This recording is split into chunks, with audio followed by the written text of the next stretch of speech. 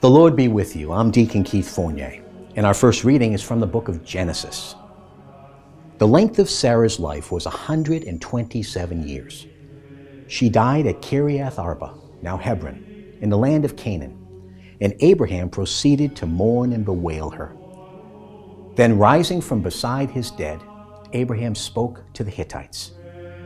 "I am a stranger resident here," he said. "Let me have a burial site of my own here, so that I can remove my dead for burial." And after this, Abraham buried his wife Sarah in the cave of the field of Machpelah, facing Mamre, now Hebron, in the land of Canaan. By now Abraham was an old man, well on in years, and Yahweh had blessed Abraham in every way. Abraham said to the senior servant in his household, the steward of all his property, "Place your hand under my thigh. I'm going to make you swear by Yahweh, God of heaven and God of earth, that you will not choose a wife for my son from the daughters of the Canaanites, among whom I live, but will go to my native land and my own kinsfolk to choose a wife for my son Isaac." The servant asked him, "What if the girl does not want to follow me to this country? Should I then take your son back to the country from which you come?" Abraham replied, "On no account are you to take my son back there. Yahweh, God of heaven and God of earth, who took me from my father's home and from the land of my kinsfolk, and who promised me an oath, 'I shall give this country to your descendants,' he will now send his angel ahead of you, so that you can get a wife for my son from there. If then the girl refuses to follow you, you will be quit of this oath to me. Only do not take my son back there." Isaac, meanwhile, had come back from the well of Lahai-Roi and was living in the Negev. While Isaac was out walking toward evening in the field, he looked up and saw camels approaching. And Rebekah looked up and saw Isaac. She jumped down from her camel and asked the servant, "Who is that man walking through the fields toward us?" The servant replied, "That is my master." So she took her veil and covered herself up. The servant told Isaac the whole story.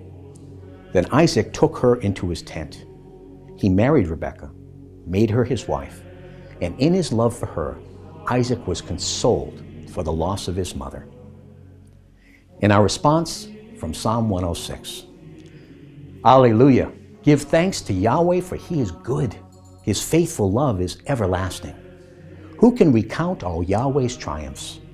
Who can fully voice his praise?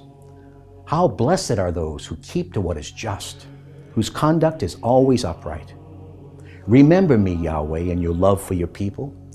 Come near to me with your saving power. Let me share the happiness of your chosen ones. Let me share the joy of your people, the pride of your heritage. And a reading from the Holy Gospel according to St. Matthew. As Jesus was walking on from there, he saw a man named Matthew sitting at the tax office, and he said to him, "Follow me." And he got up and followed him.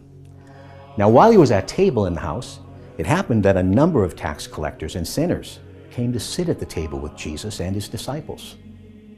When the Pharisees saw this, they said to his disciples, "Why does your master eat with tax collectors and sinners?" When he heard this, he replied, "It is not the healthy who need the doctor, but the sick. Go and learn the meaning of these words.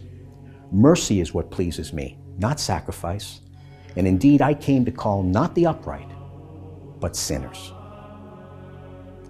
The Gospel of the Lord.